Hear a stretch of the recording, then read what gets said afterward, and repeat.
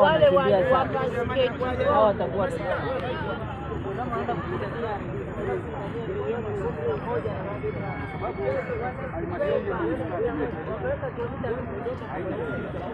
lakini halmashauri ya manispaa ya Kinondoni kuna timu inaitwa KMC, lakini kuna halmashauri ya manispaa ya Mbeya, kuna Mbeya City, kuna halmashauri ya manispaa ya Geita, kuna Geita, lakini hatujawahi kusikia halmashauri hizo zimefilisika kwa sababu ya kuhudumia vilabu vya mpira.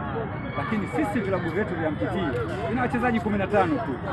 Tulikuwa tunaomba serikali watoe agizo, hata basi wapeleke bungeni ikajadiliwe, kila halmashauri ya manispaa iwe ina klabu ya timu ya mpira miguu kwa watu walemavu, kulipa posho viongozi, kulipa posho na wachezaji.